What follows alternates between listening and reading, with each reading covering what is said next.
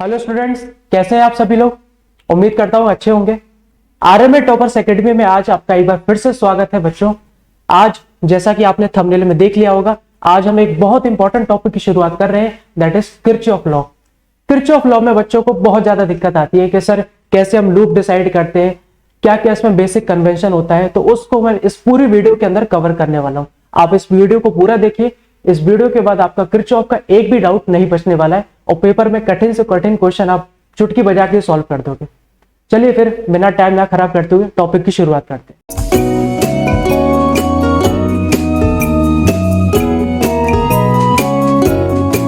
तो चलिए देखते हैं कि आखिर हमें किरचॉफ लॉ को पढ़ने की जरूरत क्यों पड़ी।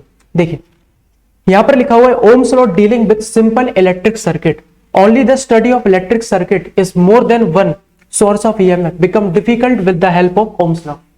ओम्स लॉ में देखिए सबसे बड़ी दिक्कत क्या है कि ओम्स लॉ से हम केवल सिंपल सर्किट की स्टडी कर सकते हैं। सिंपल सर्किट हम किन्हें बोलते हैं, देखिए जैसे मान के चलिए ये हमारे पास कोई एक सर्किट है, इसके अंदर एक रेसिस्टेंस है और एक इसके अंदर क्या है, सोर्स ऑफ ईएमएफ है। तो इसे हम क्या बोलेंगे, सिंपल सर्किट बोलेंगे। तो ओम्स लॉ केवल इन सिंपल सर्किट के केस में ही अप्लाई हो पाता है। ऐसे सर्किट जिनके अंदर मान के चलिए, जैसे मैं एक एग्जांपल दे रहा हूं,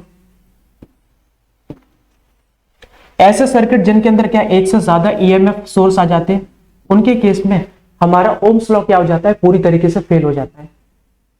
तो बेसिकली हम कह सकते हैं कि जो किरचॉफ लॉ है वो हमें कॉम्प्लेक्स सर्किट को सॉल्व करने में हेल्प करता है। कॉम्प्लेक्स सर्किट को कैसे सॉल्व करते हैं वो हम आगे चल किसी वीडियो के अंदर देखेंगे।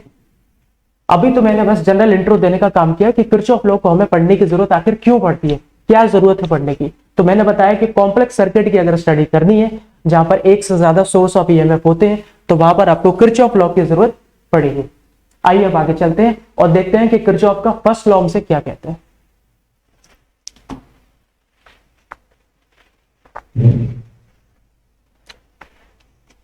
किरचॉफ का फर्स्ट लॉ, देखिए एक बात आपको सबसे पहले जाननी पड़ेगी कि किरचॉफ का फर्स्ट लॉ जो है जंक्शन के बारे में बताने का काम करता है। जंक्शन कहां पर होता है, जंक्शन देखिए सर्किट के अंदर बताने का यह काम कर रहा है। जैसे देखिए जंक्शन हम किसे बोलने का काम करेंगे, तो देखिए जंक्शन जो बेसिकली हमारा होता है एक पॉइंट होता है। जैसे मान के चलिए ये कोई पॉइंट है, अगर इस यहां पर बहुत सारी लाइंस आके मीटअप कर रही है, एक ये आ रही है, एक ऐसे आ रही है, एक ऐसे आ रही है और एक ऐसे आ रही है, तो इस पॉइंट को हम क्या बोलेंगे, जंक्शन बोलने का काम करेंगे। तो आपको सबसे पहले सर्किट के अंदर जंक्शन पहचानना आना चाहिए। अगर दो से ज्यादा लाइंस आके मीटअप कर रही है किसी भी पॉइंट में, तो उसी को हम क्या बोलने का काम करेंगे, जंक्शन बोलने का काम करेंगे। चलिए क्या कहता है, it states that algebraic sum of the current meeting at a point in an electrical circuit is always zero. बोला क्या जा रहा है, देखिए ये बेसिकली ये कहने का काम कर रहा है कि किसी भी जंक्शन पे, इस याद रखिए फर्स्ट लॉ को जंक्शन रूल भी कहा जाता है। ये कहने का काम कर रहा है, जैसे मान के चलिए पॉइंट पी हमारा कोई जंक्शन है, पॉइंट पी अगर मान के चलिए हमारा कोई जंक्शन है, तो ये बेसिकली ये कहना चाह रहा है कि यहां पर जो टोटल करंट होगी, सम ऑफ करंट जो होगा वो कितना निकल के आता है, जीरो। जंक्शन पे कोई भी करंट हमारी एग्जिस्ट ही नहीं करती है। जो नेट करंट होता है वो कितना निकल के आता है, पर जीरो निकल के आता है। कैसे जीरो निकल के आता है वो भी मैं आपको बताने का काम करता हूं। उसके बाद मैंने नीचे लिखा है, incoming current is always taken as positive, outgoing current is always taken as negative. जो भी करंट, इनकमिंग करंट किन्हें बोलेंगे, ऐसी करंट जो कि जंक्शन की तरफ आ रही है। जैसे देखिए ये करंट आप देख रहे हो कि ये करंट पॉइंट बी की तरफ मूव कर रही है, तो ये कैसी करंट होगी, इनकमिंग करंट होगी।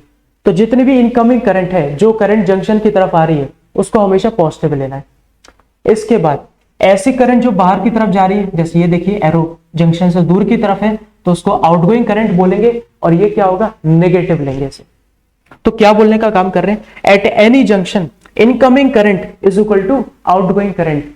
किसी भी जंक्शन पे अगर मैं बात करूं तो इनकमिंग करंट जो होती है आउटगोइंग करंट के बराबर होती है। इसी वजह से किसी भी जंक्शन पे जो सम ऑफ करंट होता है वो कितना निकल के आता है, जीरो। भाई सिंपल सी बात है, करंट तो तभी निकल के आएगी ना जब जितनी करंट आ रही है उसमें से कुछ यहां पर रुके, बट हम देख रहे हैं कि जितनी करंट आ रही है उतनी बाहर चली जा रही है। इस वजह से क्या होगा, पॉइंट पी पे जो नेट करंट होगी जीरो निकल के आती है। उम्मीद कर रहा हूं कि आपको ये बात क्लियर हो चुकी होगी। आइए इसके बाद हम देखते हैं एक और बात इसके बारे में। फर्स्ट लॉ आपका जो होता है, याद रखिए student, law of conservation of charge के ऊपर बेस्ड होता है। मैं नीचे लिख देता हूं यहां पर,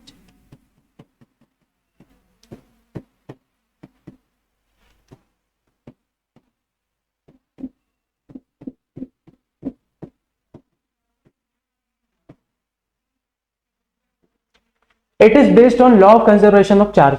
क्यों हम बोलने का काम कर रहे हैं, या तो करंट की बात हो रही है, फिर चार्ज कहां से आ गया। देखिए जितना करंट आ रहा है उतना ही करंट बाहर जा रहा है। करंट की डेफिनेशन आपने क्या पढ़ी है, करंट होता है basically the flow of charge.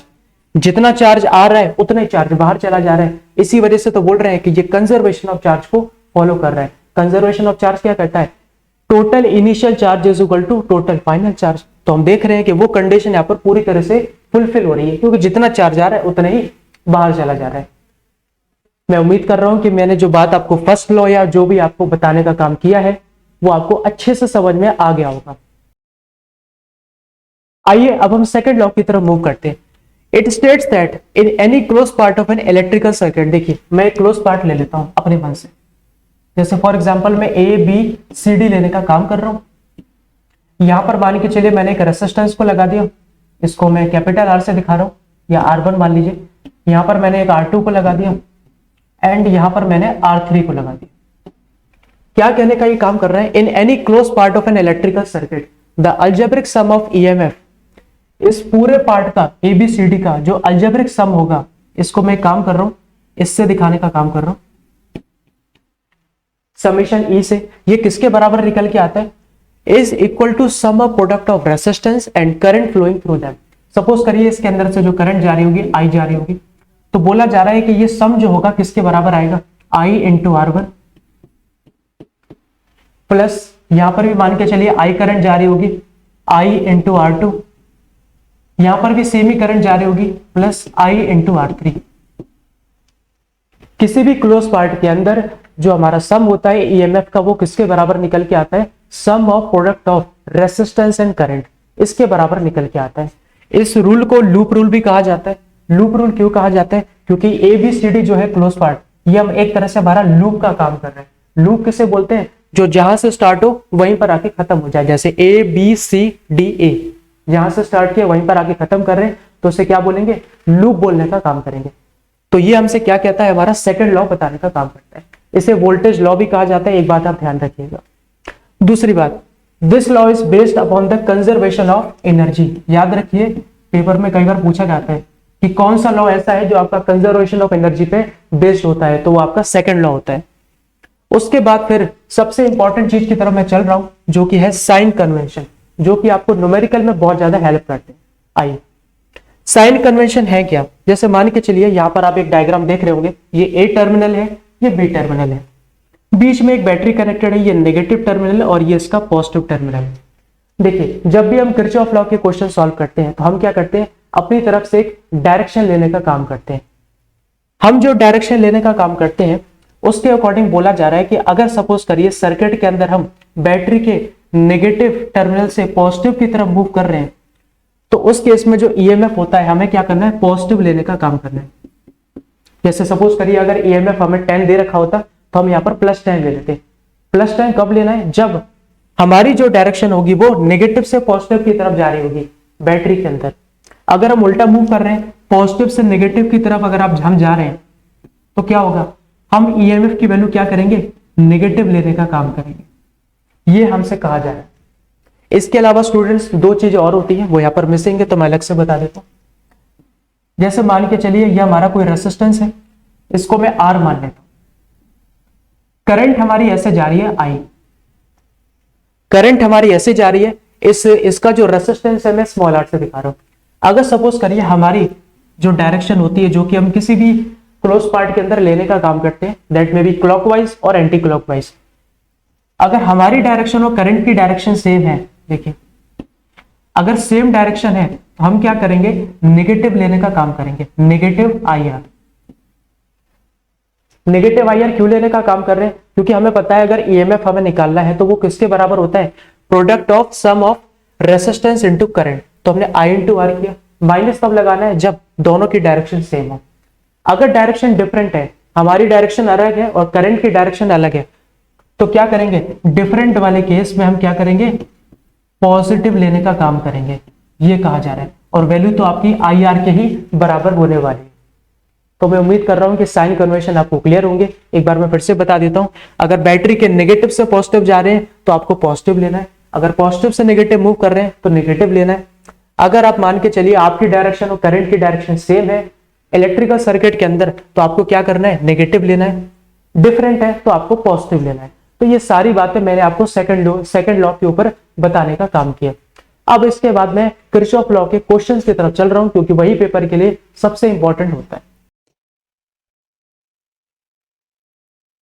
आइए स्टूडेंट, किरचॉफ लॉ के पहले क्वेश्चन की तरफ मूव करते हैं।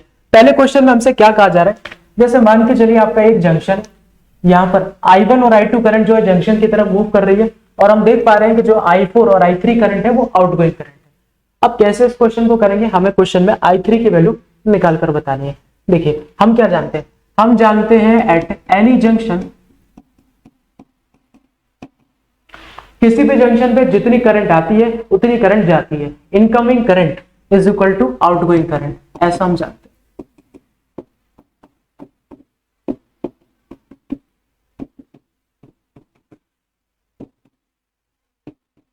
कौन कौन सी ऐसी करंट है जो कि इनकमिंग है, हम देख पा रहे हैं कि I1 और I2 जो है जंक्शन की तरफ मूव कर रही है, तो उनकी वैल्यू रखते हैं I1 प्लस I2। कौन सी करंट ऐसी है जो कि जंक्शन से दूर जा रही है, I4 करंट और I3 करंट दूर जा रही है। I1 और I2 की वैल्यू पुट करते हैं 2 + 9, I3 तो हमें क्वेश्चन में निकालना ही है, I4 की वैल्यू कितनी है 4 है, 9 + 2 करेंगे 11 हो जाएगा, एंड 11 को जब 4 में से माइनस करेंगे तो कितना आएगा 7 एम्पियर आंसर। तो ये था किरचॉफ लॉ का पहला क्वेश्चन, जहां पर हमें क्या करना था, हमें incoming current is equal to outgoing current सीधा बस हमें इक्वेट ही कराना था। उम्मीद करता हूं आपको समझ में आ गया होगा। अब हम नेक्स्ट क्वेश्चन की तरफ मूव करते हैं। आइए अब हम किरचॉफ के सेकंड क्वेश्चन की तरफ मूव करते हैं। इस क्वेश्चन में आपको एक डायग्राम दे रखा है ये, और क्वेश्चन में कहा जा रहा है a switch S is closed, जब स्विच एस को हम क्लोज करेंगे as shown in figure, find the current pass through the point A. जब स्विच को हम क्लोज कर देंगे तो पॉइंट ए के अंदर से कितनी करंट पास जाएगी, हमें यह निकालना है। इस क्वेश्चन में हमें करंट के बारे में तो नहीं बताया जा रहा कि करंट कैसे आ रही है, कहां से आ रही है। देखिए जब नहीं बता रखा तो फिर आपको करंट डिस्ट्रीब्यूशन अपने मन के अकॉर्डिंग करना पड़ेगा। मैं ऐसा मान के चल रहा हूं कि यहां से जो करंट आ रही होगी वो I1 आ रही होगी, यहां से जो करंट आ रही है मैं उसे एक काम करता हूं I2 मान लेता हूं। आप अपने मन से कुछ और भी मान सकते हो, ऐसा जरूरी नहीं कि I1 I2 लो, आप I या I' भी ले सकते हो, वो भी ठीक रहेगा। I1 I2 क्या कर रही है, ये पॉइंट जो है जंक्शन है, यहां पर आके जब मीट करेंगे तो यहां पर जो करंट जाएगी वो इन दोनों से तो डिफरेंट होगी, तो मैं उसे एक काम कर रहा हूं I3 दिखाने का काम कर रहा हूं। तो हमें क्या करना है इस क्वेश्चन में, अब I3 की वैल्यू ही निकालनी है। तो देखिए अब I3 की वैल्यू हम कैसे निकालने वाले हैं, हम क्या जानते हैं, हम ये जानते हैं कि ये पॉइंट हमारा क्या है, जंक्शन है। जंक्शन पे जितनी करंट आती है उतनी बाहर जाती है। कौन कौन सी करंट अंदर आ रही है, हम जान रहे हैं कि जो I1 और I2 है वो इनकमिंग करंट। कौन सी करंट बाहर जा रही है, I3 करंट ऐसी है जो कि बाहर जा रही है, तो उसको सबसे पहले हमने ऐसा लिख दिया। अब इसकी वैल्यू हम कैसे निकालेंगे वो देखिए, आप लोगों ने ओम्स लॉ में फॉर्मूला पढ़ा होगा V is equal to IR, तो I क्या हो जाएगा V/R हो जाएगा। यहां पर V जो है पोटेंशियल डिफरेंस है, तो मैं इसे डेल्टा V से दिखा देता हूं, क्योंकि हम दो पॉइंट के बीच का पोटेंशियल डिफरेंस दिखाएंगे। सबसे पहले ये जंक्शन का भी मान के चलिए कुछ पोटेंशियल होगा, मैं X मान लेता हूं, आप X के अलावा कुछ और भी मान सकते हो, मैं फिलहाल X मान रहा हूं। अब हम क्या करेंगे, देखिए I1 कैसे निकालेंगे, I इज इक्वल टू क्या होता है डेल्टा V/R, वैल्यू रखते हैं, इसको मैं थोड़ा 1 से दिखा देता हूं। इसके लिए इसकी जगह भी हम डेल्टा V/R रखते हैं, इसको मैं 2 से दिखा देता हूं। इसकी जगह भी हम डेल्टा V/R रखते हैं और इसको मैं 3 से दिखा देता हूं। एक बात आप ध्यान रखिए, ये जो है अर्थिंग का सिंबल है, यहां पर हम अर्थिंग करा रहे हैं, और जब अर्थिंग कराते हैं तो अर्थ का पोटेंशियल जो है स्टूडेंट्स 0 माना जाता है।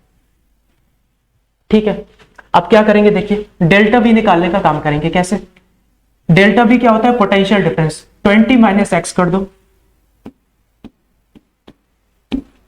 R की वैल्यू कितनी है यहां पर 2, उसको रख देते हैं। डेल्टा V I2 के केस में अगर बात करें तो यहां का 5 है और यहां का X है। डेल्टा V क्या होता है पोटेंशियल डिफरेंस, वो भी I2 के लिए निकाल रहे हैं, तो 5 - X करेंगे। R की वैल्यू कितनी है 4 है। इसी तरह I3 करंट कहां पास हो रही है, इसके अंदर से, तो पोटेंशियल डिफरेंस निकालते हैं। देखिए कैसे निकालेंगे, इसका X हो गया, इसका कितना हो गया 0 हो गया, इसके अंदर रेसिस्टेंस कितना है 2 है। सिंपली हमने वैल्यू रखने का काम किया और पोटेंशियल डिफरेंस निकाला। एलसीएम लेके हम X की वैल्यू अब निकाल लेते हैं। देखिए नीचे में एलसीएम ले रहा हूं 4, 2 इंटू 2 करेंगे तो ये हो जाएगा 40 माइनस 2x। सिंपली मैंने एलसीएम लेके सॉल्व कर लिया। 4 1 जा 4 और 1 का मल्टीप्लाई 5 माइनस एक्स से करेंगे तो वही का वही आ जाएगा। ये क्या हो जाएगा, x अपॉन 2 हो जाएगा। ठीक है। अच्छा, इसके अलावा देखिए 40 प्लस 5 करेंगे तो 45 माइनस 2x माइनस एक्स क्या हो जाएगा, माइनस 3x अपॉन 4। ठीक है। इसके अलावा देखिए इससे ये कैंसिल हो जाएगा हमारा, 2 का फिर इधर हम मल्टीप्लाई करेंगे तो ये क्या हो जाएगा, 2x हो जाएगा, माइनस 3x उधर जाएगा तो ये क्या हो जाएगा 5x, और 5 से इसको कैंसिल करेंगे तो x की वैल्यू कितनी आ गई 9। x हमारा क्या था, इस पॉइंट का पोटेंशियल था। हमें किसकी वैल्यू निकालनी है, हमें तो I3 की वैल्यू निकालनी है। I3 किसके बराबर होगा स्टूडेंट्स, देखिए I3 जो होगा, मैं इधर बताने का काम कर रहा हूं। I3 भी ऐसे निकालेंगे डेल्टा V अपॉन आर करके।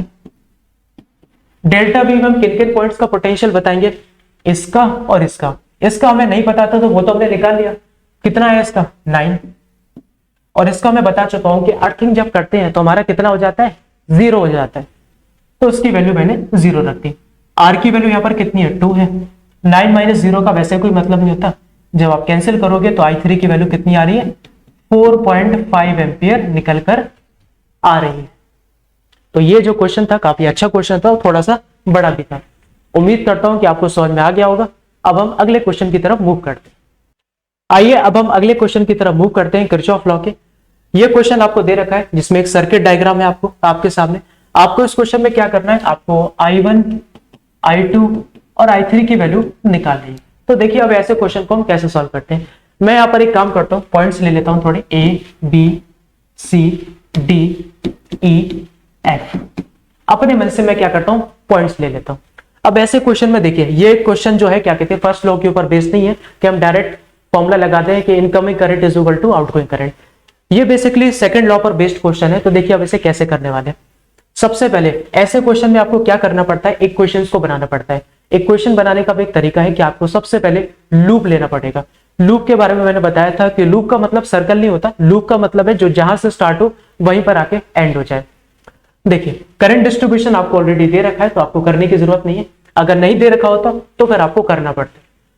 मैं एक काम कर रहा हूं, loop A B C D A इसको लेने का काम कर रहा हूं।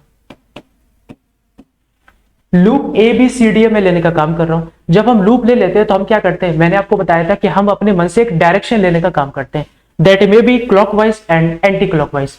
तो मैं काम करता हूं, क्लॉकवाइज ही डायरेक्शन ले लेता हूं, क्लॉकवाइज में डायरेक्शन ले रहा हूं। ठीक है, इस लूप के अंदर चलिए हम कहां से स्टार्ट कर रहे हैं, ए पॉइंट से स्टार्ट कर रहे हैं। चलिए ए पॉइंट से जब हम इधर की तरफ मूव कर रहे हैं तो देखिए सबसे पहले हमें क्या मिल रहा है, एक बैटरी मिल रही है जिसका EMF 24 दे रखा है। और देखिए बैटरी के केस में मैंने आपको क्या बताया था, अगर हम बैटरी के पॉजिटिव से नेगेटिव टर्मिनल की तरफ मूव कर रहे हैं तो EMF कैसा होता है, नेगेटिव लेने का काम करते हैं। तो देखिए अगर बड़ा टर्मिनल पहले तो ये पॉजिटिव होगा और दूसरा वाला नेगेटिव होगा, तो क्या लिखेंगे इसको, -24। अगर हम एंटी क्लॉकवाइज लेते तब ये पॉजिटिव हो जाता। ठीक है, तो -24 हमने सबसे पहले ले दिया। आगे क्या मिल रहा है, 2 ओम का रेसिस्टेंस मिल रहा है।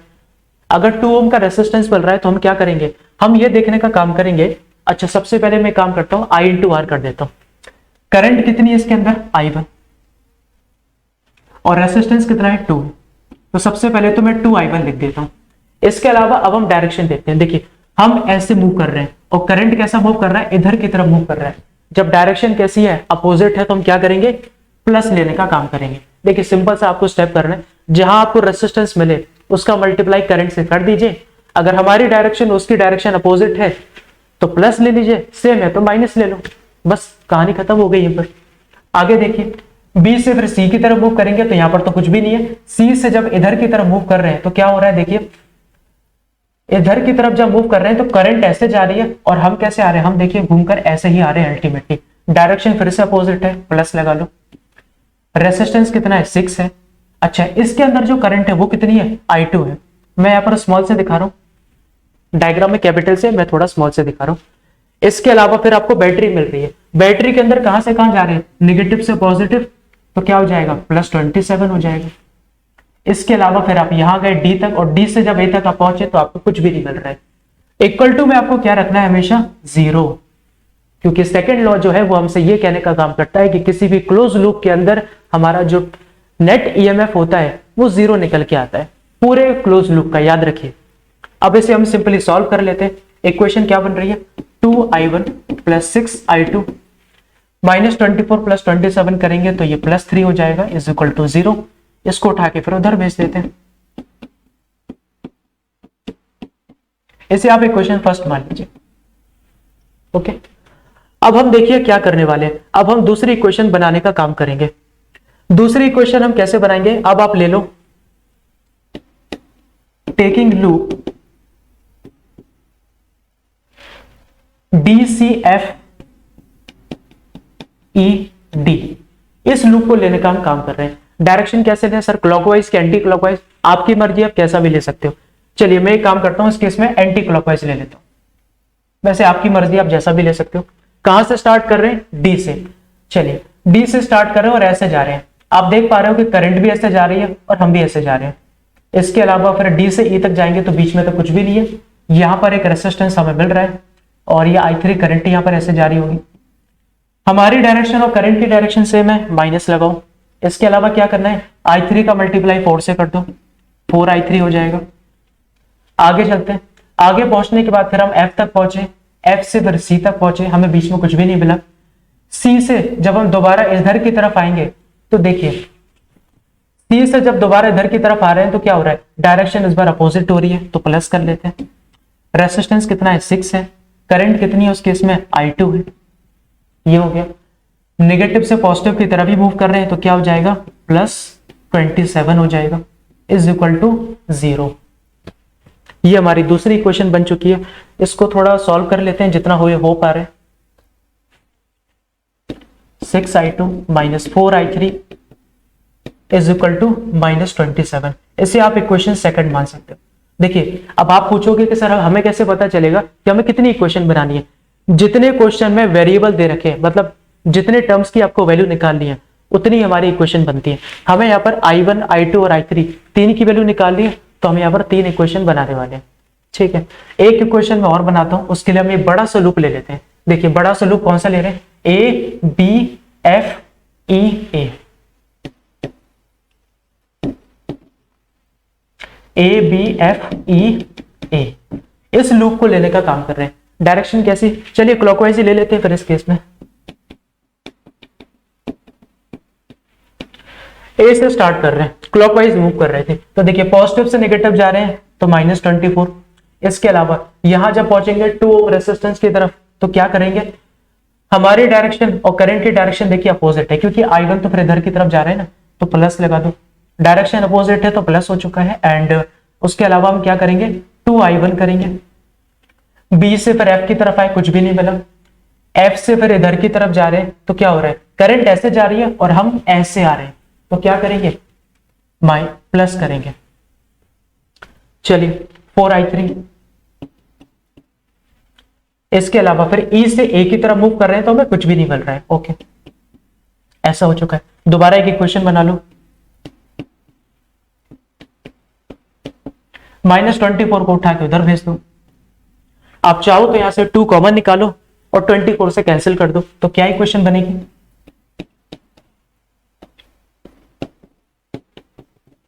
टू को कॉमन निकाल के जब आप कैंसिल करोगे तो आपकी तीसरी इक्वेशन तो ये बन जाएगी।